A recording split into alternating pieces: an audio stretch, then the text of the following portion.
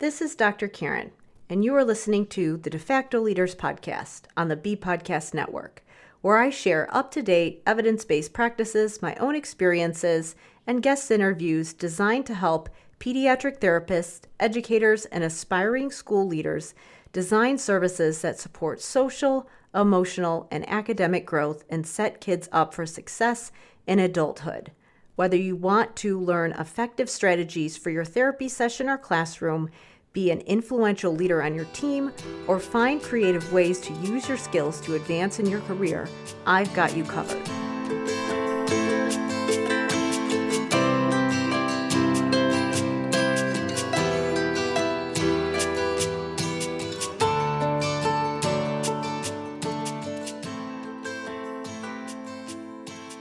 Hey everybody, it's Dr. Karen, and welcome to episode 165 of the De Facto Leaders podcast on the B Podcast Network.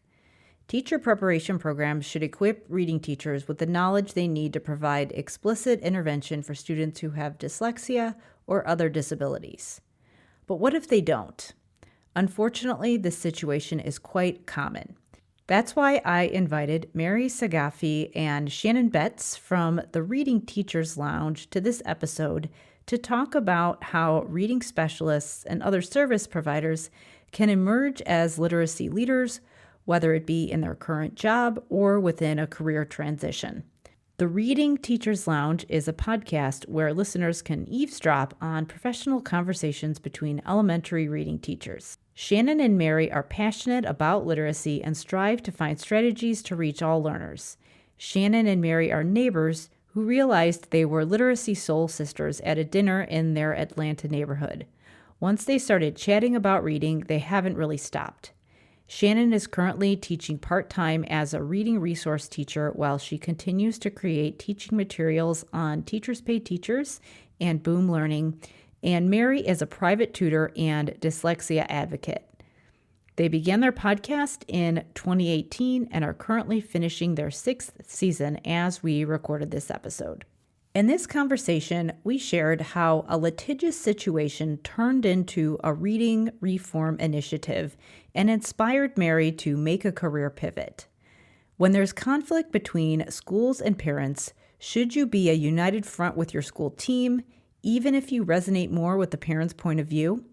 We also talked about the parent advocacy perspective, how parents can advocate for their kids and the school staff at the same time. Should schools be using the dyslexia label, and what do the laws require versus allow? And we wrapped up by talking about whether or not voicing your opinion will have a negative impact on your career, plus Shannon's experience with being the squeaky wheel on her school team. Be sure to check out episode 13 of season 6, because that is when I was a guest on the Reading Teachers Lounge. So definitely check it out. I will link to that in the show notes. One other episode of De Facto Leaders that came up during this conversation is episode 141, No Kids Do Not Learn to Read and Write Naturally, with Melanie Breather. So that episode is also going to be linked in the show notes. And then also we had a conversation about legal mandates pertaining to using the terms specific learning disability, speech and language impaired, and dyslexia and developmental language disorder. So I wanted to link to the episode where I talked about that, which is episode 159. And then I have also linked to the 2 letters from the Office of Special Ed and Rehab Services on the use of the terms developmental language disorder as well as dyslexia. We talked a little bit about it in this conversation, but I wanted to link to that because we kind of covered it really quickly, and I wanted you to have some additional links and resources to clarify what we were saying. Again, this is the part where we talked about what is mandated that schools do when it comes to providing FAPE, as well as what they are required to do versus what they're allowed to do when it comes to using terms like dyslexia and developmental language disorder, because it's important to understand that just because schools are not prohibited from doing something doesn't necessarily mean that they're required to do it, even if they should do it. So we really need to understand where we are when it comes to requirements versus recommendations and things like that.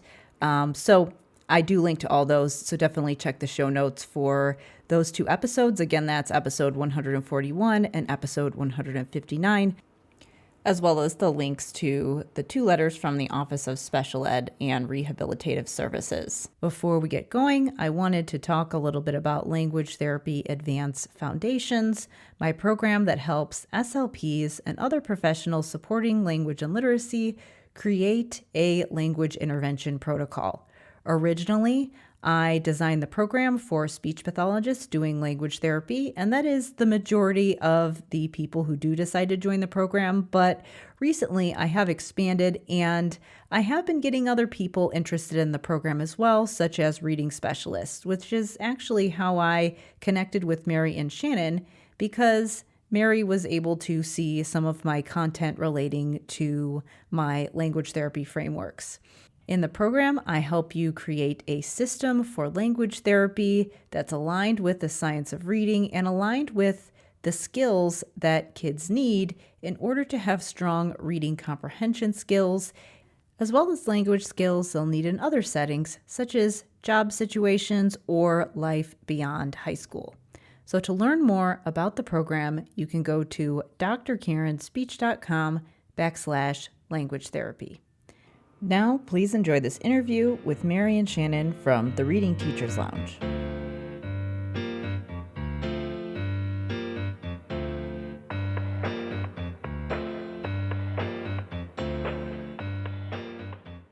Today, I am joined by Mary and Shannon from the Reading Teachers Lounge. So thank you so much for being here with me today. Thanks for having us. We're usually on the other side of the mic, so this is an interesting experience for us. Yeah, and as I shared before when we were having a conversation, I'm usually used to recording podcast episodes by myself or just one guest. So it's a new thing for everybody today. It's always nice to find people who share your common language and love of learning, growing. And so for Shannon and I, our podcast is a really great space for us to just start talking. And as we start talking, the ideas and information kind of flow. So hopefully we'll spark some of your listeners in kind of the same way that we try to on our podcast too.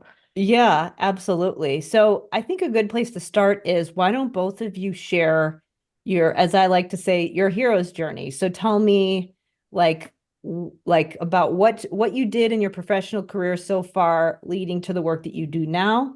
And yeah, we can start there. So yeah, one at a time, I guess. You want to start, Mary? Sure, I'll start. So I knew I wanted to be a teacher from the very beginning. I come from a long line of teachers too. So my mom was a special ed teacher. My grandmother was a kindergarten teacher. My sister also happens to be in the special ed realm, and it just kind of flowed. When I went to college, though, I had a mentor professor who was kind of given to me, and I told him, I really want to be a special ed teacher. And he looked at me and kind of held my hand and said, it takes a really special person to be a special ed teacher. And I looked right back at him and I said, I want to be that teacher. And he said, okay, well, we'll just see how your journey goes. And I was so sparked and like lit on fire about the fact that, you know, like he saw it, but he thought, I'm going to lead you down this path. I ended up going into regular education, elementary education to start, with the intention of knowing that I was going to go on to special education. And so I started my journey teaching kindergarten for the first 2 years. And really quickly, I noticed that I had a few kids who were very bright and were not picking up on their reading skills. And I thought, I am working in a like almost one-on-one, sometimes just 2-in-1 with these students. And I don't understand why it's not quite sinking in. And so that was really the drive that sent me to grad school, went to grad school and got my special ed degree. And I thought, I'm ready. I have the power to teach direct instruction now. I understand how to collect data in a really meaningful way.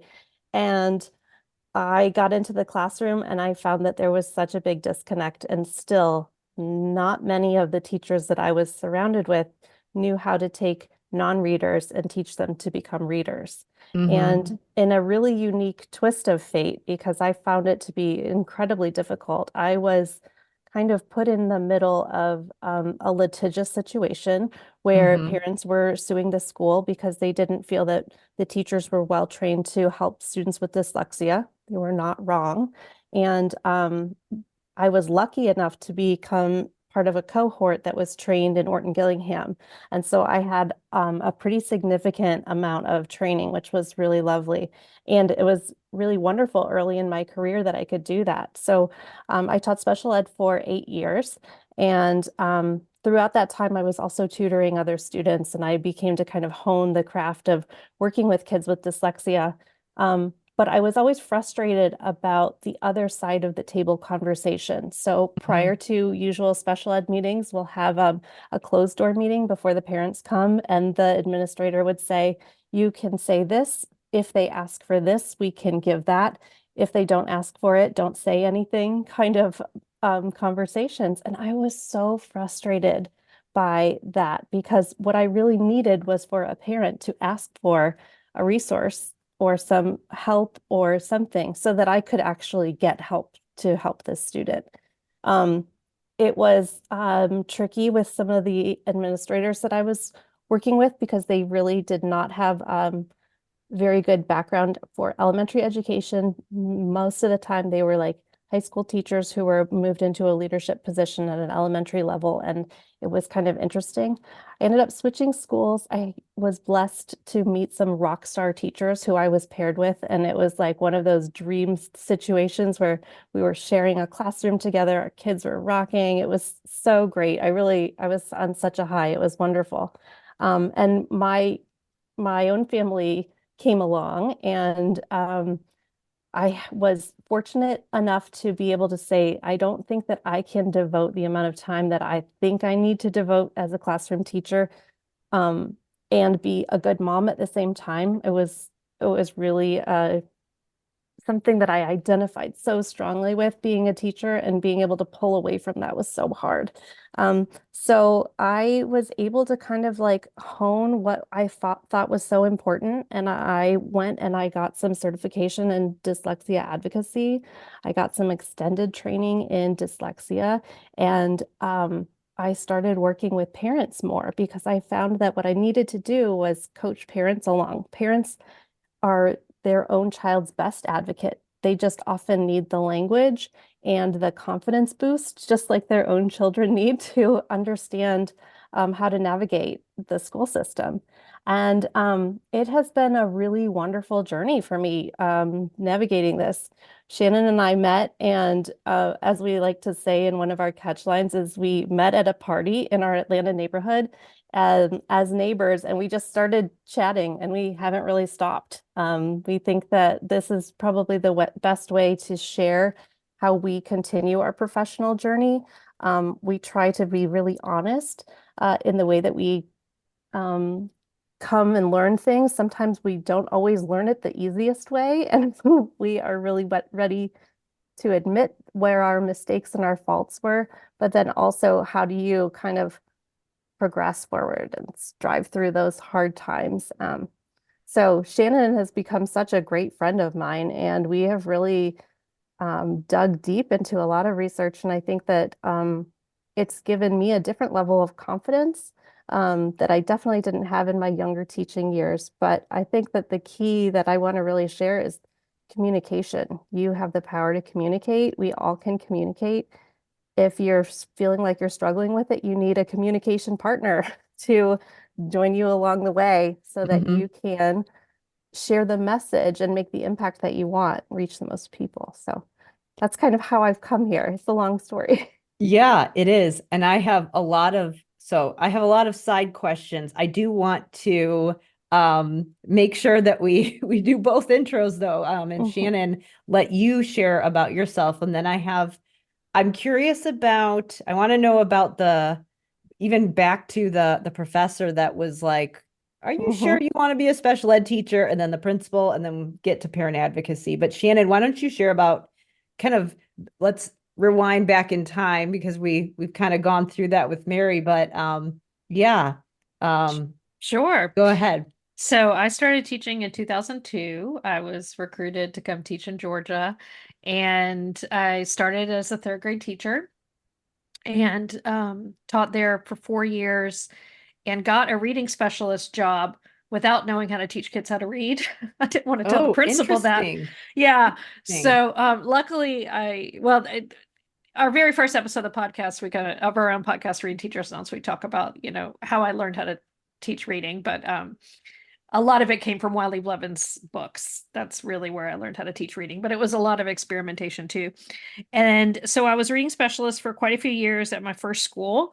And then my big mouth got me demoted. I know we'll be talking about de facto leadership in a little while. Oh yeah, we're getting to that story yeah. for So I'll tell sure. that story later. Wait, but hold on before you go on. So you weren't trained to be a reading specialist, but they hired you to be a reading specialist. Yes. So it was How did something that called happen? early intervention. I just, I was pretty good at helping my good readers become better readers. Mm-hmm. And so, Okay. and Mm-hmm. Yep. and because it was a third grade level, I hadn't really worked with very many kids who like did not know how to read, but Yeah. then as soon as I got that job, and especially because we already had on my team, there was already someone who was really, really experienced with like K-1 early intervention. And so Mm-hmm. I ended up accidentally getting like the third, fourth, and fifth grade student segments, and they didn't know how to read. And so I had to learn really fast of what to do to help these older readers not know how to read. And So it was an early interventionist, like that's how it was posted, and that's what you yeah. thought. Mhm. Okay. Yep. Okay. Yep.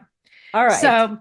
So anyway, so I did that for 8 years. Then I got demoted, went back in the classroom, taught another year third grade, taught a year of first grade.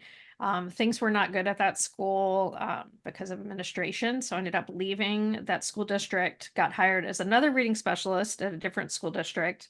Did that for 2 years. Big mouth got me in trouble again. I got demoted again. And then I went back in the classroom and did second grade for quite a few years, and then kindergarten. And I was in the second grade position when I met Mary at the dinner party, and we bonded because we both realized that the kind of the secret ingredient of like the first step of reading intervention was working on phonemic awareness, because so many kids, even older students who were struggle with blending and segmenting skills. And so that was like our connector, like, yes, phonemic awareness. Mm-hmm. And so, but every time I got, kind of going back in the classroom versus going back to the reading specialist, I got stronger and as a teacher, because I kind of merged the two roles, and I was able to work as an interventionist even in the classroom. So I got the benefit of being a homeroom teacher where I knew my students all day long, built that, learning community all day long. But then I was also able to do so much small group work and Mm-hmm. help my students make a ton of progress because I had so many resources. So then I was teaching kindergarten in 2019 for just a few months, and then I had unfortunately a really bad car wreck and brain injury. And I had to stop working for a while, and then I went to working part-time at a private school. But I will say during that brain injury, I actually saw a speech therapist, and it was very, very helpful because she helped me with a lot of executive functioning and Mm-hmm. working memory things. And I had some speech aphasia issues. There were just a bunch of things. So I have a soft spot in my heart for speech therapists because I was actually had to see one as an adult. So Yeah, it's funny how that works. yeah. I say I feel that way about physical therapists, but even though, if it's a different kind of therapy, I think just having the experience as a patient for regardless of what kind of therapy it is, it really helps you to understand what it's like on the other side of the table when you're, like you feel like you aren't making progress or you're not getting your questions answered, or where you want to get the person who you can talk to them and they get it. So Well, also it's made me a better teacher because I first off, I made a lot of progress in my therapy because I had good metacognition. So I was able to explain like exactly what was going on in my brain Mhm. to my OT, PT, and speech therapist, and they were able to like hone in very quickly on strategies that would help me. But then also it's helped me as a teacher because school always came easy to me. I was, a lot of Mhm. us were like A students, and like, the star student when we were in elementary school, and then we go on to become teachers. I was that student. And so this was the first time as an adult that things were hard for me. And I got to feel what ADHD feels like, and what it, feels like to, struggle to remember things, and for things to be really hard to learn, and to feel frustrated like with your own brain, and that you can't control it. And so I think it's made me a lot more compassionate as a teacher. Yeah. Yeah, I'd Mhm. love to hear more about that. Yeah, so let me just think of where we can go from here. I guess my thoughts are just thinking about working with administrators, because that's something that both of you mentioned. So, we have a principal who is, was a high school principal, but didn't work in an elementary school. And I'm guessing, did they have experience with special ed? No. Mary, was it? No, okay. I was thinking not.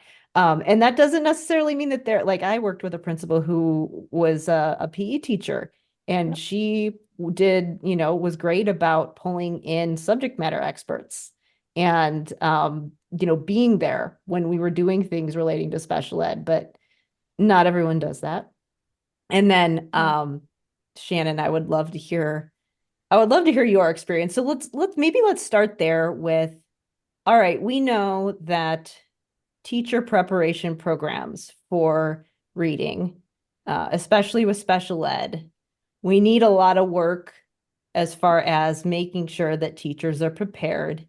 And then teachers come into situations where the leadership isn't necessarily prepared either. And then you might have a situation as a teacher where you discover something that is a knowledge gap for you, or maybe is a knowledge gap for the other people you're working with. And then that puts you in a tricky position because you know information that your leadership doesn't. So I'd love to hear thoughts or experiences and examples of when you've had to work through those situations. So You either want one to of you start, can jump. Mary? Um, I'm happy to start, sure. So I think because I in when I was very green as a teacher, I was kind of put into this position where it was very punitive, and I felt the burden of this litigious situation coming down on me. And it made me feel negligent. And I'm looking around to say, who is here telling me what I'm supposed to be doing? And there was not a person in the room who was the one who was willing to say, hey, here's this young teacher. She hasn't had a mentor in this room. This is a brand new situation for her. And it was actually I often share this when I'm advocating with parents because I think it's really good advice. I looked around the room and I tried to find the person who I felt most connected with. Who was the person who saw me for what the struggle was, and for the fact that all I really wanted to do was help this kiddo who was really struggling. No teacher goes to school thinking about how they want their children to be miserable all day long. That doesn't exist. People don't go to their job for that. And I felt like that's what was coming down at me. And maybe that was my own perception, but I was very green. And the person that I connected with the most was the parent. And the parent was saying, we need to get this teacher trained. If you're saying that that you don't have curriculum that matches, then let's get her trained. And I finally went, yes, but why are you on the opposite side of the table, the one who is you know, needing to use this extra force to get to the school to do it. Um, and so I stopped seeing her as like the adversary and partnered with her and went, okay, this is not necessarily a bad thing. This is the person who's going to work with me to try to get me the resources that I need. We do want what's best for this kiddo. And I think that every time I go into kind of an adverse situation like that, whether it's for advocacy or whatever, I want a partner. I want the parent to look around and see who is who recognizes and gets their kid, who is there for the kid in that moment. And it's easy to pick up on that. And I think once you get the language to ask the appropriate questions or make the connection that's not, a defensive or offensive or blaming, people really come together around the table. And so I think it was a really harsh feeling because I felt so put upon, but then in the long run, it's been like the beginning of this beautiful career that I'm developing for myself and the confidence that I've gained. So that parent saying this teacher needs to be trained, that's what sparked the Orton Gillingham training. Yeah. That's awesome, because Yeah. a lot of parents wouldn't have that level of awareness to ask for something so specific. Like Right. that is what a program evaluation is for, which is what you get in a school administration, like an educational leadership program. I learned about program evaluation in my director of special ed in my doctoral program. And for a parent to be like, hey, instead of just being like, you're doing this and you're doing this and schools don't understand, to be like, to come forward with a solution. So, Right. Well, and I think that from that piece too, the school system itself would say, well, we can't call it Orton Gillingham training, even though that was the gold standard. But the parent yeah. was able to come and say, this is the gold standard. If you really want the students to benefit from this teacher, this is what needs to be taught. And this is not the only child who's suffering in this area. And with that training, we find that 1 in 5 students is struggling with dyslexia. And it took such a long time to even identify and call it what it is, before the US government mandated in 2015 that we say dyslexia and we don't just call it a learning disability.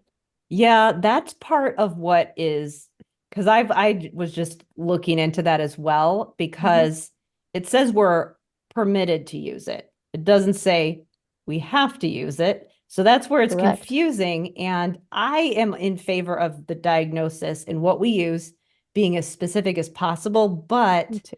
that's where it's tricky. And the same thing, they did the same thing with developmental language disorder, which also is problematic, because if you call it speech and language impairment, they get the speech only label and then they don't get Yep. comprehensive service. And if they have developmental language disorder, that could be someone who needs, a full-blown IEP. And I know that some states have specific guidelines pertaining to that, the letter, it was the letter that, Yes. like, there was a clarification letter. Yep. And again, it's like, well, it's like you're permitted, you're not required. You're required to give FAPE. And Yep. so that's where it's like, I hope that eventually they do put something more specific with the requirements, because then we could, like, it would make it so that districts would have some more guidelines about what teachers have to be trained in. Because the other thing, I know that some states, when that letter came out, like some states have made policies that say, like, teachers need X amount of hours and training in dyslexia. Right. Mhm. Because Yeah. they've made it more specific, but not all the states. Some of them are still like, well, we're still, it's like that gray area. I think so for me, because there's still some gray area. Just this year in 2024, they're finally rolling out the dyslexia bill that passed. And so the rollout has been very slow, especially because of the pandemic as well. And so, Yeah. identifying that the district is actually teaching reading according to the science of reading is Yeah. actually the first part that I would Uh-huh. push and advocate for. And Totally. secondary to Yeah. that, we know that this child, fits the criteria for a student with dyslexia. So what are the more specific interventions that we're doing? Because we Mhm. also know that they need this. So how much time is devoted to that? What are these extra resources? And how do we know that this child is making progress? And asking those specific questions, if parents can go in and get concrete answers, that's how we move forward. Yeah. And so yeah, it is interesting, and I have come and grown along the way, without, like, I think I was just really green at first, and I would kind of nod my head and say, okay, well, that will work. Now, because I have the experience to know, you know, Fluency is very important. I want the children, my students to have good fluency. I want their comprehension to grow. If they are reading slower and making zero errors, I'm less concerned about that fluency than I am about vocabulary development. So there are these like mile markers that you come and grow to understand as an educator that most teachers are not quite familiar with. And Yeah. that's the part that is like the disheartening part. So you need to have experts come in and say, here's the research that backs it up. This is appropriate. And if we want the majority of our third graders to be reading 112 words a minute, well, this child is always going to be on the lower end of that spectrum, but he's reading with zero errors. Let's move forward from that goal because there's more than just calling and reading the words on the page. I want to know what the comprehension looks like. I want to know what the vocabulary development looks like. Are we still working on phonemic awareness skills? So the entire spectrum of reading is really important to know and grow and understand. And I think with the administrators, especially in that first meeting, no one was speaking that language. Yeah. And that was the disservice to the child. And I have given myself a lot of grace in that. And I think that as educators, when you know better, you do better. It was a really harsh thing. And Shannon and I talk about this a lot, how there are students that we had that we feel like we didn't do right by because we didn't know at the time. And that's really harsh, like the students that kind of got away. But when you know better, you move forward and you do better and you dig in and you find people who see eye to eye with, how to persevere and go through. Oh, I tried this resource. Here's how it's backed up with research. What have you tried? Did you find anything else that worked? How are you fitting that into your lesson? And having those conversations with other teachers who are really doing the work and then Yeah. watching them model it. That's really where it comes down to too. Well, and I agree with what you said about how like all those things that you just described, in line with the science of reading. And like I think with it as it sits now, or the typical categories for the eligibility categories when you have specific learning disability, and that could include dyslexia, dysgraphia, and yes, in theory, a district could identify a student as having a specific learning disability, and they could also be providing evidence-based intervention and technically be in compliance. But we also have to think about specific characteristics of dysgraphia. And if you're going to lump all those things, like to me, I see it as it's this, yes, technically you have to provide a free and appropriate education. And technically you could be providing a free and appropriate education with more of a general label, but the chances of you, like you said, really understanding the characteristics, because what I ran into, and when I was in the schools, was that yes, we've identified this student as having a reading disability, but because we haven't specified that it's dyslexia, we're doing comprehension strategies and there's no phonemic awareness. And so that's why I do think that, again, making it, and before I think we were like, oh, you can't use dyslexia in the schools. You can't use dysgraphia. It's medical. Like I said that on podcasts and stuff, because that's what I thought it was. That's what was being pushed out in the schools too. Right. And it's again, it's like that the clarification was, no, you are not prohibited from using these terms in the schools.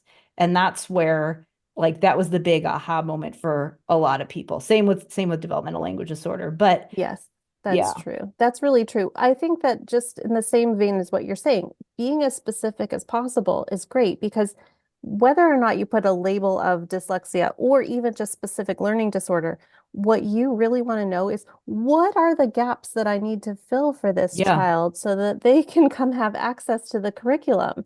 And so labels don't do any good if you don't know what you're talking about. And so that's where the data comes into play. And so that's how I partner with parents. And the parents really get that. They're like, oh yeah, of course, we just want to know what it is. I think on the other side of the table, though, the school district gets so bogged down with all the other things that are on their plate. It feels complicated. And oh, we can't just give this child this. That's anyway. Yeah. We're on the same page. Oh yeah. And again, yeah, like I said, I know that people don't like the idea of things being too, top down. And I know that that is challenging from a leadership perspective, but I know that there are other areas, other countries, other provinces, states, et cetera, who don't have a lot of leadership, and you need something. It's not good when people don't have guidelines. I can think of a specific conversation that I had, actually the conversation that the no kids do not learn to speak or to read naturally. In that conversation, Right. that's what happens when there's not top-down guidance. I'm going to take a quick break here to talk about Language Therapy Advanced Foundations, my program that helps speech pathologists and other professionals supporting language and literacy to create a framework for language therapy. I actually had a very similar situation to the one that Mary described, where I felt like I did not have a clear framework for a huge part of my job. Now, luckily for me, I didn't have a litigious situation that inspired me. I just wanted to be able to do my job better. And so that's what inspired me to go back during my doctoral work and create a framework for language intervention, which was really one of the things that I struggled the most with my very first few years as a school SLP. So what I did during my doctoral work was put together a framework that helped to pinpoint the language skills that kids need in order to support reading and writing and all of the skills that they need to be able to do to be successful in school, as well as life beyond school. Language Therapy Advanced Foundations is designed to be a framework that is delivered in conjunction with a robust reading curriculum. A lot of times speech pathologists tell me, well, I understand that the general education teacher is supposed to be providing the curriculum, and then special ed teachers or reading specialists have a role in providing structured literacy intervention. But if I am providing language therapy in addition to that, what is the piece that I am providing, and where can I add value? So in Language Therapy Advanced Foundations, I show you how to do that. And I show you how to do it in a way that can be done feasibly, even if you only have 30 to 40 minutes a week with your students. So as I said before, this program was originally designed for speech pathologists, but if you are a reading specialist or a teacher and you want to know how you can add to what you're already doing to support students' language and literacy, you are also welcome to join. Even though I created this program for speech pathologists, what I encourage them to do once they learn the framework really well is actually share some of this information with others on their team and coach and train others to do some of those things in their classrooms. So you're certainly welcome to join if you are not a speech pathologist, but you're someone who is supporting students' language and literacy.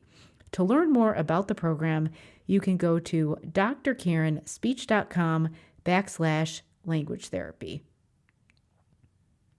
Now, let's get back to the conversation. Anyways, Shannon, I would love to hear your experience with this situation. And I really want to know the backstory behind the demotions. And I'll try to share what I can safely say. So the reason I say things, you have to know who my grandmother was. My grandmother was like a longtime school board member, and where she was in Louisiana, and she had a man's name. Like my great grandfather never had a son, so he just named her Junior. So her name was Melvin William Jr. So she went by Billy, and that really gave her this strength. You know what I'm saying? Like she was Is that like a boy named Sue? You know, yeah. He intentionally gave him this name so that make him tough. Yeah, well, I mean, she was the only kid, and so he got the Junior, but she wore the name well. I mean, but she was like a tough broad, you know what I'm saying? And she could handle Billy. And so every now and then my inner Billy comes out where I can't keep my mouth shut, because she would not keep her mouth shut when she was in her school board meetings. And so, I've learned now over time to have a little more finesse and look for that partner, and it'll be like a little bit of a quieter change agent, like Mary has learned. Mhm. But I did it really sloppily at the beginning, and that's why I say my big mouth got me in trouble. But I always like that first principal. I was interviewing with him to kind of keep my reading job, and he was like, "Well, how would you define loyalty?" And I was like, "Well, I'm loyal to the students learning." And that was not the answer that that principal wanted. That principal wanted me to say, I am loyal to your decisions and everything that you say. And so I was put back in the classroom, and unfortunately I really struggled those years in the classroom just because I had a newborn. I got pregnant and I had a newborn. And so it was just kind of like a nightmare. And um, I had to leave that school situation. And most of the teachers left that school situation, and it was really hard because we had like an amazing the best principal I'll ever have we had for 8 years prior to that leader. And so nothing that I would have said would have changed this person's mind, and so at that point I realized like I need to go in a place where I'm more in line with my philosophy and where I feel safe to teach and express myself. And so then at the next job, again, like I think I just jumped in too fast. Like I knew my reading, and they weren't doing any phonics at this school. They weren't doing any phonemic awareness. It was very much like just sight word drills and things like that. And so I kind of like jumped in real fast, like, oh wow, this school needs to learn a lot, and I have that knowledge, and I didn't really get buy-in first. It's better to have people like come to you and learn that and let your data speak first. And then I kind of like jumped on with like, showing everybody. And so that's how my mouth got me in trouble the second time. And a couple other things. I should have like finessed office politics better and things like that. And just, gotten more people on board with the ideas that I had rather than just sort of forcing them on everybody. Um, and so then I got put back in the classroom again. And then, that next time they put me back in the classroom, I mean, I think they wanted to get rid of me. And so they like my class going down the hall that August was chaos. Every month they got better and better and better. They were reading so well. And the principal looked at me at the end of the year. She's like, oh, Miss Betts, you bloomed where we planted you. And I just don't think they really wanted me to succeed. And I did anyway. And that actually got them more to listen to my ideas than anything else. So that what I learned from that is that to be a change agent, it's not like telling, it's showing. And I need to quiet the inner Billy in me and not always speak up, but wait for people to come to me with the answers, with the questions, and have the answers ready. And what I've also realized is that like once you close the door and you teach the kids the way you know how to teach them, and your data starts to grow and really shine, your data speaks for you. And then people follow. I became sort of the reading guru of my school at that point, not when I was in the reading position, but when I was back in the classroom, because they really saw my test results. And it wasn't me just saying these are the things you should do. It was, oh, now I am putting them in practice as a classroom teacher, just like you, and they're working with my students. So now everybody wanted to know about the ideas. Yeah, that's a great example, because I do think that I definitely did that as well. A lot of showing, and I had more of a situation where it's not like, I would make suggestions and people would kind of be like, oh, okay, that's interesting, but then they wouldn't do it. So it's not like I was getting in trouble, but it's just like people were just like, okay, thanks. And then they'd kind of go back to doing it the way that they were doing it. But then they're still, we're still getting referrals, and students are still, having a difficult time with, things relating to language in the classroom, or maybe reading is impacted. And it's like, well, like you're coming to these meetings reporting, that these students are not making progress and you need help. And I gave the help, but you didn't take it. So like, what's going on here? And to me, I see it as there's the getting the low-hanging fruit, and then there's the communication aspect. And then I think a big part of it too is connecting the dots for people, because you might know something about an area, and that what you have is the solution to their whatever, whatever they're going through. But if they don't see it as a solution, they're not going to do it. And, maybe I think sometimes when people present it, they kind of present the solution and they don't talk about the problem. And you really have to I pull that agree with together. that. I think that was part of it. Like two things that the second demotion, two like issues that I pointed out. Like one, we had trouble with subs. Like we never had enough subs. And so like all of us on the support staff were constantly having to like stop seeing our segments of students and like go sub. And the administrators, had to put out a fire and they had to put a warm body in that classroom. And so they made a sub schedule and they followed it every time. It was just the same schedule every time. And so I finally like pointed it out, like, okay, I'm fine with this. I don't mind subbing, but I took data and I was like, my fifth grade class, which they're about to graduate and go to middle school, I have seen my fifth grade class 2 times in the last 2 months. So don't come to me when they don't make their reading scores. Be like, why didn't they make their reading scores? I'm showing you. It's because I wasn't in there. I was subbing in these other places. And they didn't really want to hear that. You can't clone yourself? Right. You can't do that? I don't think they wanted to hear that because like they were in the putting out fire stage rather than the being proactive stage. Yeah. And then the other thing is I didn't do a good enough job of describing like that reading isn't a quick solution like math is, like they would say, they would want me in my segments. They were trying to a lot of times police what I was doing in my intervention groups. And they wanted me to do like iReady workbooks and things like that. And like a lot of drill and kill. And I was like, these kids cannot read Cat in the Hat. Like I can't, me doing that is not, it's just a waste of all of our time, but they were like, but it needs to be rigorous. It needs to be on grade level. And I just, now that science of reading is more like in the everyday lexicon, it's a little bit easier, but then it wasn't. So I wasn't able to, like, I was trying to articulate teaching to read and improving test scores is a 2-year solution, not a 1-year solution. Like, oh, I could do like a drill and kill workbook and their scores might go up like a little tiny bit. Or I could teach them how to read and their scores aren't going to necessarily show a lot of growth this year, but next year they're going to grow exponentially. Because that's what always happened. I would teach my kids how to read, and then the next year they would finally get on grade level. Because setting expectations is really important with that. And it's hard to communicate that, especially because, like I said, science of reading wasn't really. I mean, this was like 10 years ago, so science reading wasn't really trending or anything, and so I didn't even have like the resources to go, okay, go look at this and see that, teaching reading is rocket science. It's going to take a while. You need to meet the kids where they are. You need to tackle the gaps to really make long-term change.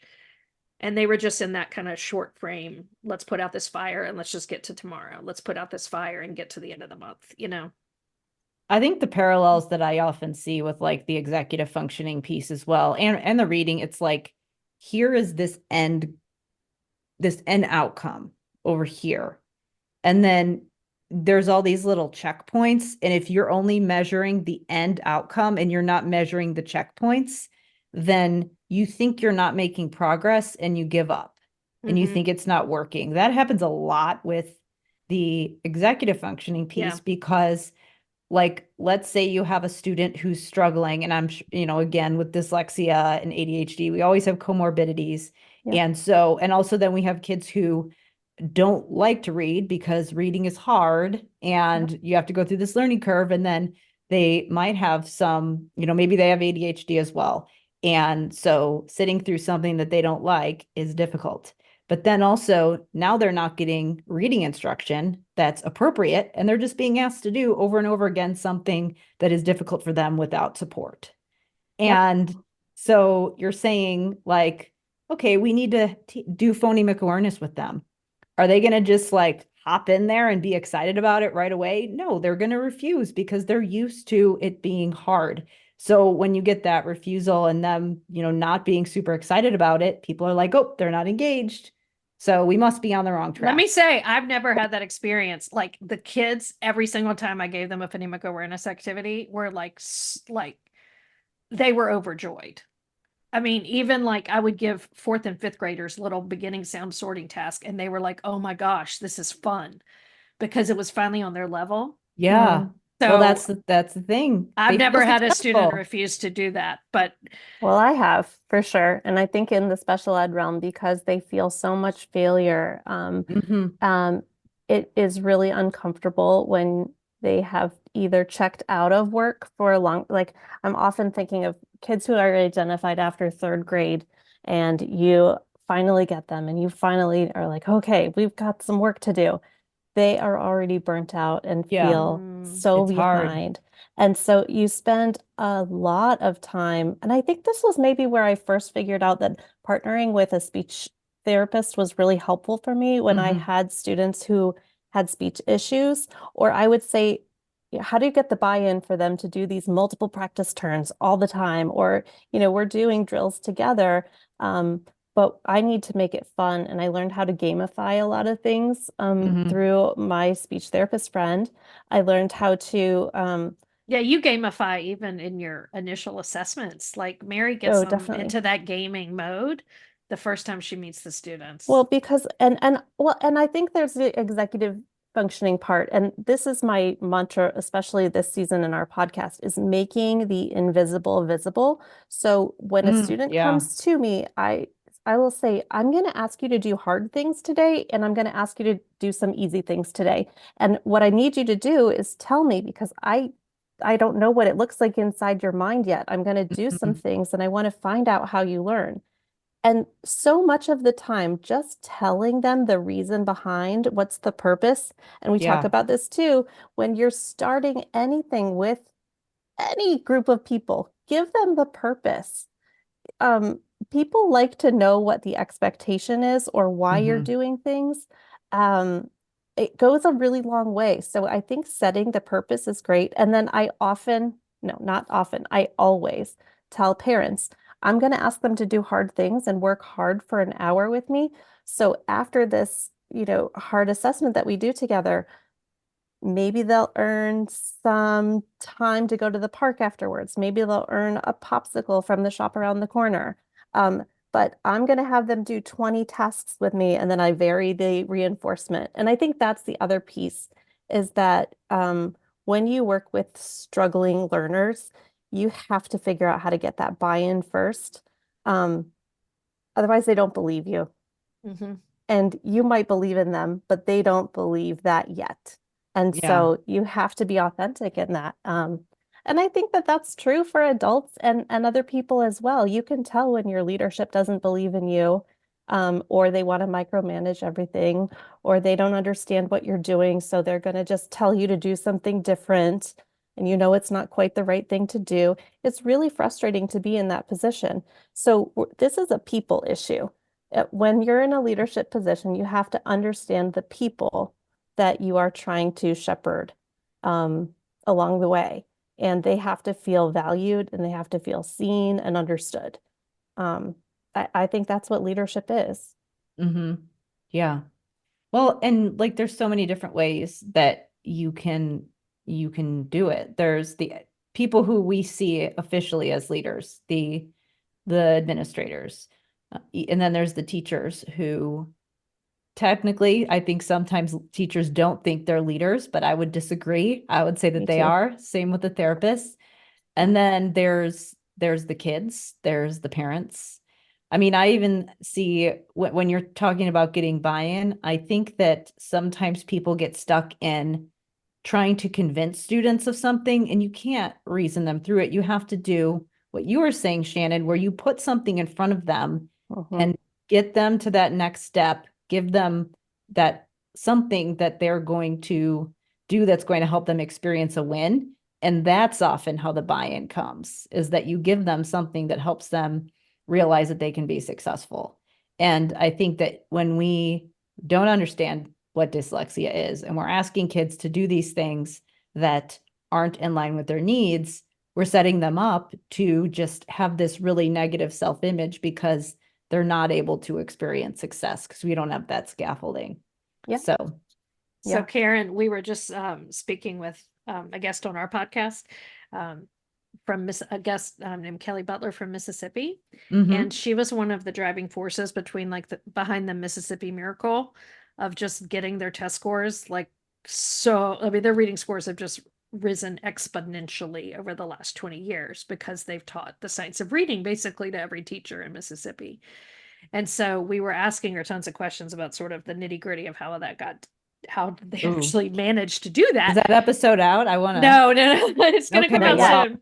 But it was really interesting. I want to hear that. And then, but we asked her specifically about buy-in, and she actually said she didn't even worry about buy-in at first. She just sort of they kind of forced the first PD on the teachers, and then getting them, trained, and then they gave them that first taste of success really quickly, where the teachers oh my gosh, my kids could do this. They were learning to read from this thing, and then immediately the buy-in just followed. So same with teachers and adults. Yeah.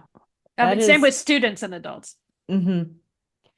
Yeah, I think even I sometimes tell people who are I should be, the teacher should be doing, language elicitation strategies for their students or modeling, or with the executive functioning thing as well.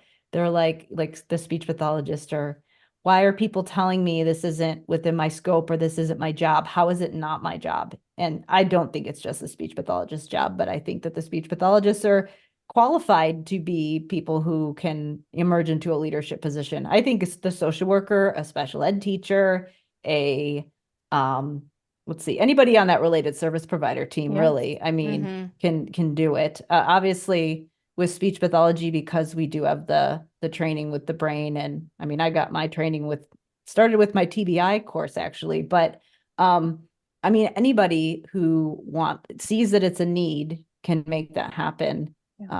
That's really in those categories. So yeah, I would love to hear about some of the work that both of you are doing with, now that you have the podcast, you have some other work that you're doing supporting parents and also supporting professionals. So I'd love to hear what you're both working on. Oh. All right, I'll start. My mom really pushes me a lot because she's like, you know how to teach kind of anybody how to read. Share that with other teachers. And so I tried to do that in a blog. And when I tried to write about it, it was kind of flat and boring. And when I talk about it, it's when I come alive. And so then that's how I stumbled on the podcast format. And when I was thinking about starting the podcast, I'm like, oh my gosh, the last year and a half, Mary and I have just sat at her kitchen table talking about how we teach our kids how to read. I need to start this podcast with Mary. So we started it. We're in the 6th season. We're in 6 years with it now. And so while we've been doing the podcast, we've learned so much, especially in the last 3 seasons, season 3, 4, 5, and 6, I guess the last 4 seasons, we've learned more about the science of reading. And the podcast has evolved now, not just as Mary and me kind of sharing our own practice, but we're learning from lots of people, and it's become a professional learning community where we're all sort of learning together. And we have, I make products that I share on Teachers Pay Teachers, and also Boom, because Boom Learning, you can make digital games that go directly to the students, or Teachers Pay Teachers. I share lesson plans and things just to make reading life as a reading teacher a little bit easier. But then also through our podcast, we've grown our Patreon community where we're actually able to directly help teachers in their buildings become those de facto literacy leaders and put all the things together, they know they need to work on fluency, they know they need to work on comprehension, they want to do good writing, they want to do good phonics, they need to work on grammar. They have these resources and this curriculum, and how do they put it all together in 90 minutes? And we kind of help them with the details with that.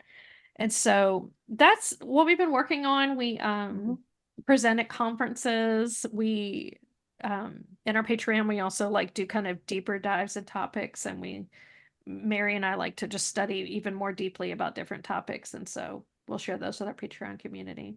Yeah, I'd love to link to those. And so do you have people they're figuring out their own reading instruction, but are they also sharing it and doing professional learning communities within their buildings as well, and sharing that with other teachers and other people in their schools? Yeah, one of the interesting things is that we have had a number of our episodes linked to syllabi that professors are, giving to their new students, to their novice students. And so Oh, that's great. it's been, yeah, it's really, Yeah, we never expected that, but we have That heard needs from to happen. Like quite a few we need professors. that. Yeah. yeah. And also reading specialists often, partner with us and ask us questions. And sometimes we take those private questions. And we've recently, moved a little bit more to Patreon so that we can reach a better audience, like in a more meaningful way, with the podcast. But I think that when Shannon and I first started, I often would say things like, Shannon, if you were the teacher across the hall from me, we would just be knocking on each other's doors. And it would be, hey, I have this kid and this is what happened today. What do you gain from that? Mhm. What do you gain from this? And that's how we started just talking. We would bring out our favorite teaching books and we would start just sharing. And I think that once you find a person, Shannon and I joke that we're literacy soul sisters, but it's like, once you find that person that you can communicate well with and have a good thought partner to think deeply about, especially career paths and topics that are related to this complex mission of teaching, I think that it creates a deep friendship in first and foremost, which is meaningful. But it also, kind of persuades you to take your career path on a different way that maybe you didn't think before. I loved that. And I was able to see that with a number of teaching relationships of people in my building. But I also think that my mom was really good at modeling that for me as a special ed teacher growing up. And so that was easy for me to kind of see. And on our drives home, I would often give my mom a call and say, Mom, what do you think about this? And how do I approach this student? And she worked with high school students, so it was a different scenario, but it's really not that different. It's the business of people. Yeah. And we're trying so hard to give them what they need, so that they can do better. So, yeah, I think that this Patreon has really grown, and we've tried to find our best ways of connecting. So we definitely connect with our Instagram community and our Facebook community too. Mm-hmm. A lot of questions that way. Yeah. Yeah, Mhm. those communities they're so useful. It's just you have to find the right ones that are sharing good information. So, it's I think the more people understand how to do that, the more we can like actually use those platforms to our benefit. Agreed. Mhm. And Mary and I have never positioned ourselves as like we're still learning ourselves. You know what I'm Yeah. saying? And so we might be a little further along in the journey, but we still are learning new things every day. And so the people that have find us are the ones that resonate with that message. Yeah, definitely. So, yeah, and Mary, are you doing parent advocacy work as well? I am. Yep. So I have 7 students that I'm working with right now with private tutoring. And then additionally, I take on, kind of just depends on what the time looks like throughout the month, but I will often meet with students whose parents contact me and they want to know, I think there's something wrong. Their scores look okay. The teacher has sort of mentioned that they might need some tutoring, but I'm not really sure what the problem is. So I always start with data. And the way that my tutoring practice is, I start with the advocacy first. And so I create a learning document after I've given a battery of informal tests. I will type it out so that it looks a little more like a very casual psychological report. Like, these were my observations. This is what the data shows. This is what the data suggests. And here are some suggestions for how we can remediate. And I would say, probably if I have 5, like probably 3 out of 5, I will see dyslexia. And if I don't see dyslexia, I can actually pinpoint where that student might need some intervention services and what that would be. And then I have a conference with the parent and I'm like, why don't you ask the teacher this? Why don't you, here are some suggestions. here are some suggestions that you can work on at home with your student. And every student is individualized, so it looks really different. I had one kindergarten student that I can share about. Mom came to me and said, I'm really surprised. He really loves reading, but his MAP scores were just terrible the first time. And we came to find out that he literally just clicked right through the test. It was his first time taking a test. Yeah, and the teacher, I'm not quite sure. I didn't have a relationship with the teacher, so I couldn't say, but I was able to say to mom, here's what you need to ask for. They can tell you how long it took him to take this test. Here's the results that I see. He looks on grade level. Looks like I these are wonder his. if he had a mouse, because That could sometimes have they been have the those case. kindergartners take it Yeah, with the little mouse pad, and the map test, you have to like click and drag The so mouse many pad is the things. worst. It's so It's hard the to worst. use. Right. And like when I was the kindergarten teacher and I did fall map that semester, I had to sit around and teach every single student how to click and drag on those mouse pads because we had to use the Chromebooks in our classroom. Yep. And so at my current school, I'd make us test with external mice because I'm like, you have no idea the difference it makes in map scores when they have an external Really mouse. does. Well, I Like, think Especially or if it's like you got to do it fast and you're messing around. Like, well, you I have to don't literally like drag a ruler on the Yeah. math part of that test, or like you have to like draw circles around all the rhyming and it's not pictures. exact and it's really No, it's really weird. cumbersome. And like those Yeah. kindergartners, not only have they never taken a test or been in a school building, but then now they're also having to do this hard computer work. So, Well, Yeah. and I think That's- side note, I was just wondering if that might Yeah, have been and part of that is that the student interesting. ideal score. part is that, like, the parents need the language because, so many parents that I speak to are so afraid of going into the school and making a big stink, or the Mhm. principal is dealing with so many other kids, or I don't want to get the teacher in trouble, or the opposite. This teacher hates my kid. They don't understand, they don't get them. And I always think that there's some room in between all of it. Yeah. And so it's giving the parents the language to say, hey, let's speak a common language about data. Well, if they don't know what a map test is and they don't know the format, how would they even know that, like, maybe they just didn't know what thing to click on and it has nothing to do with what the test was actually measuring? How would they know that if they're not Exactly. familiar with it? So, Exactly. And then the other piece was the fact that this parent in particular was really detail oriented. They just wanted to know that their kid was doing okay. And then I was able to have the data to say, hey, this is where they're scoring in their nonsense words. They can recognize all these letters. Look how many sight words they already know. And things like that. yeah. So So to just, put just them at make them ease. feel better. Yeah. So much. To know so that they're much is, okay. Yep. And then other times, it might be, I have a student who had an IEP with speech only services, and there was a lot more going on that Yeah. wasn't being identified. And so I was able to work with the parents and say, okay, these are the observations that I have. I'm actually going to recommend that you go for a neuropsych evaluation, that we can really dig down and get the data. And understand a little bit more how this kid is working, because, I can make some observations. I'm not diagnosing anything.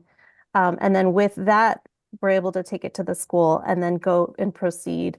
And her IEP looks very, very different right now. And she actually did not qualify for speech services anymore, but has a specific learning disability, but it's pretty accurate to Yeah. what we need to work on. And that's where we were talking about before. That's what we need.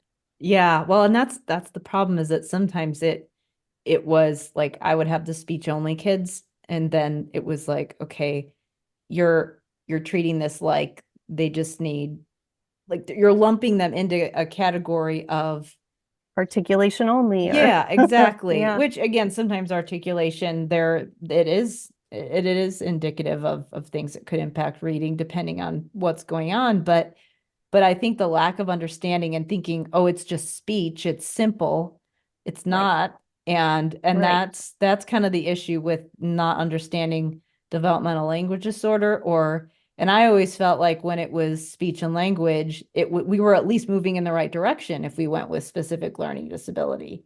Uh-huh. And sometimes that was better than just speech, but a lot of times, even with that, it's not specific enough. So yeah, the language is so important. The language is the other part of the reading rope. So we need to make sure that, we really do understand that. And you can't just label it. Sometimes you really do need to dig down into it. So yeah. And we've done that a lot on this season of the podcast because just because Mary and I were both interventionists, we do typically start with phonics and phonemic awareness to get that word recognition, piece in place so the students can start decoding. And so that's what we've typically talked about a lot on the earlier seasons of our podcast.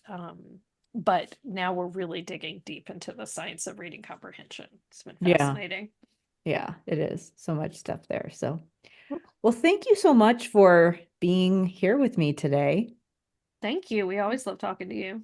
Yeah, it's a nice partnership. It's really great to talk through all of this stuff and share openly because we are a little vulnerable with a kind of our backstory, but I think it's important to be vulnerable and understand and grow from where you've come from. Yeah, definitely.